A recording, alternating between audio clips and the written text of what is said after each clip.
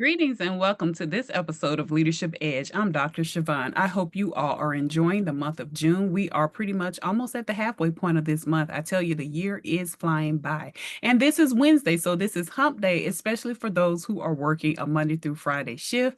But if not, we just thank God that you have made it to the Wednesday of the week.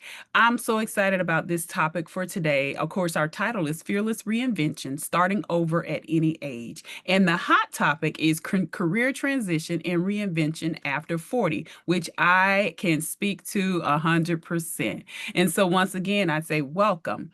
I want to let you know this little fact. Did you know that more than 53% of career changes now happen after the age of 40? That's right. Women are trading in burnout for breakthrough. That's the best thing in the world. What breakthrough are you seeking for at this time and moment? Climbing new ladders and starting businesses that align with their purpose. We are searching for fulfillment. I am living witness for you. I can be a testimony for you. That's what I was experiencing. I turned 40, Lord God help me, 7 years ago. Well, it'll be 7 years. And so if you think about it, 7 years ago, that was 2018 when I turned 40. And so I want to, and before I get ahead of myself, today's episode is about being fearless. Fearless in your reinvention of yourself because it's never too late to rewrite your story. Let me take you or give you a little foundation here. I have had many careers. I have worked in the business industry, of course. I've done software. I have worked in nonprofit. I have worked in the beauty industry. I worked in retail. I've done customer service. So I've been in different fields of career. But I can remember when I decided to go back to school to get my undergraduate degree. And I'm sitting in the classroom. I studied history, and I was so enamored by my professors because I love history and they loved it too. And I loved being in their classes and seeing how they led their classroom. And so I finished that degree and then I moved forward and I said, okay, well, if I decide I want to teach, let me see if I want to teach in K through 12. So I went into substituting part-time in the midst. So I've always had multiple jobs going on.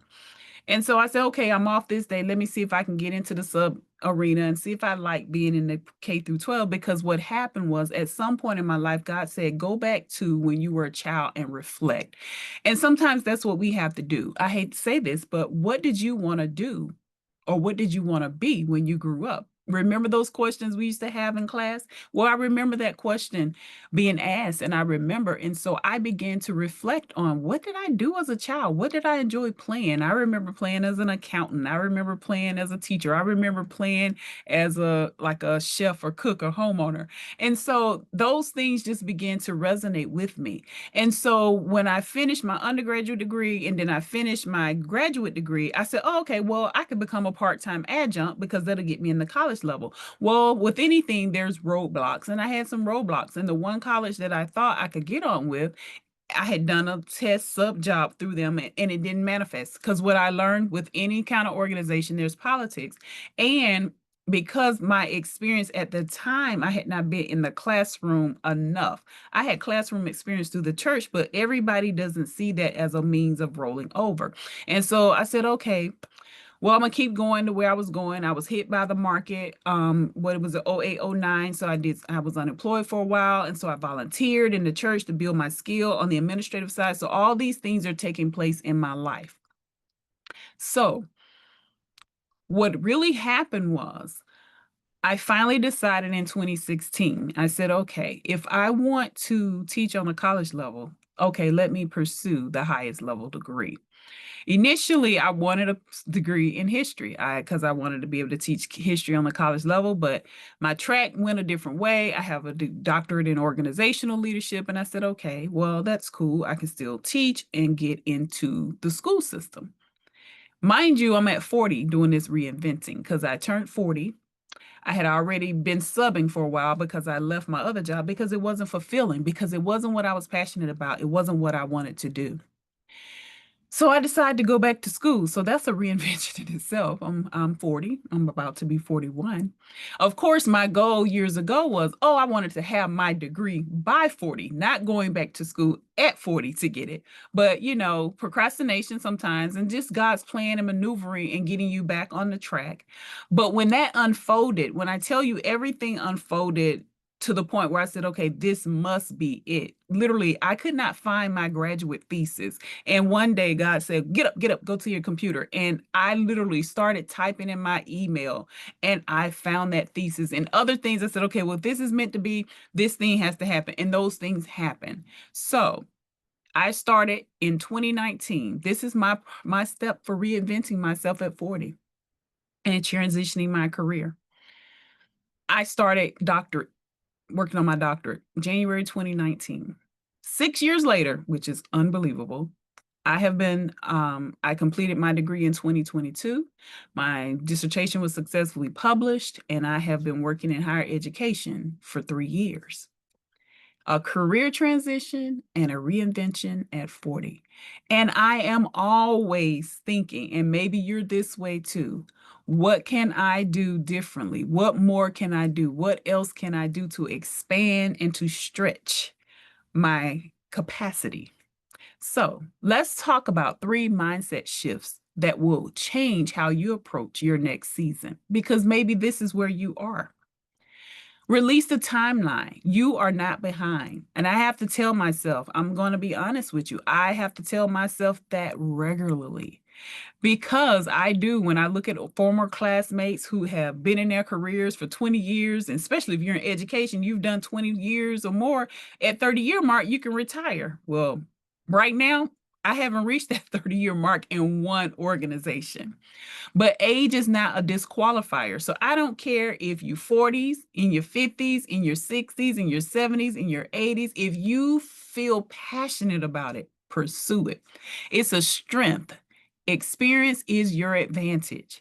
Embrace progress over perfection. Starting something new can feel intimidating. Mind you, in the process, over these years, you all, I have tried many entrepreneurial tier marketing ventures. Avon, Arbonne, Artists. I never did Mary Kay. I'm trying to think what else. I did Primerica Insurance, and I realized, okay, I'm not interested in any of that.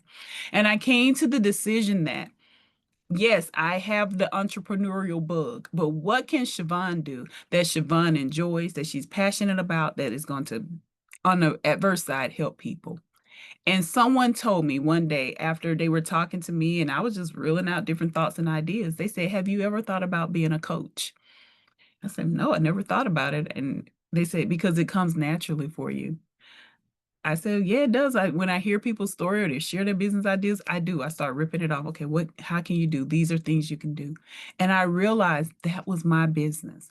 And so in 2016, that's when I formed my LLC to start my own coaching and consulting business. So in the midst of transitioning my career, I was starting a new entrepreneurial endeavor right on the brink of my 40s and entering into my 40s. And I want to encourage you to own your story.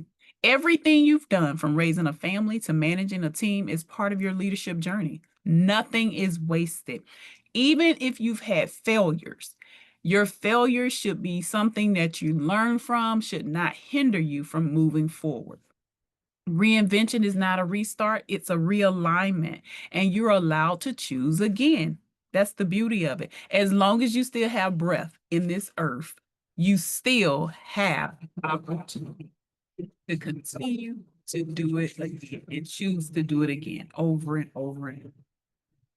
And if you're not really sold on my late bloomer tip, let me give you another example. Let's meet Carlos. Carlos is 47 years old, and she walked away from a high-stress corporate job.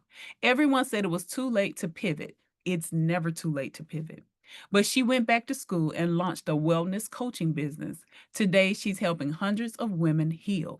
Karen didn't reinvent because she failed. She reinvented because she was finally really ready to live on her terms. And so that's my question to you. And you can answer that question in the comments. Are you ready to live on your terms? Your story can shift too, with faith, strategy, and courage. Even with me, I took the advice of my friend. And so I said, okay, I didn't know much about what it meant to be a coach. I started doing research, and I'm always like, okay, let me get training. So then I did. I found a organization that offered coaching training. I got certified through that organization. I went back to school to fulfill the other part of my dream. So it's all about where you have dreams. Are you really open and willing to make those dreams come to life? So let me give you a takeaway for today. I want you to grab your journal and write down 3 skills or passions you've ignored. Maybe it's writing, maybe it's baking, maybe it's mentoring, maybe it's being an interior designer. Write those down. Then ask yourself, how can you explore these ideas, those passions again? Could it become a side hustle? In this day and age, one job is not enough. You got to have your main job, and you need to have other sources of income that are bringing in money on a regular. I forgot to tell you, I'm a self published author, and my 7th book is about to be released in August. A course, maybe it's a course you need to take, a new career path, whatever the case may be. Write it down. Don't overthink it. Just write it, because clarity follows action, and not other way. There's no other way around it. When you write something down, it gives you a visual picture, and it helps you find clarity in all that you do. So let me close out with you saying this. Tell yourself this. You give yourself permission to begin again. It's not going to be easy. It's going to be challenging. You're going to hit roadblocks. There are going to be obstacles. But as long as you keep that vision in front of you, you remember your why. And that's what I did when I went back to school, because it was a lot trying to work and go to school. I hadn't been to school since I had finished my master's degree, and that had been, what, 7 years? And I said, oh my Lord, what have I gotten myself back into? But I knew my why, and I stood on my why. And because of that, I was able to finish in the 3 years that they said that we could finish that program. Say it out loud when you give yourself permission. Let it settle in your spirit, man. Let it settle in your soul. And when you allow it to settle, it's going to stay there. It's going to keep festering. It's going to keep bubbling until you step out on faith and fulfill your dreams and your passions by reinventing yourself at over the age of 40. I pray that this episode is a blessing to you. I encourage you to share it and to subscribe to my page, and share it with others and tell them to subscribe. I'm excited about what's going on in this last 6 months of the year, and I hope that you are excited as well. If you're looking for a coach, click on the link and schedule your free 30-minute coaching call. Become unstoppable. And I would love to partner with you in the process.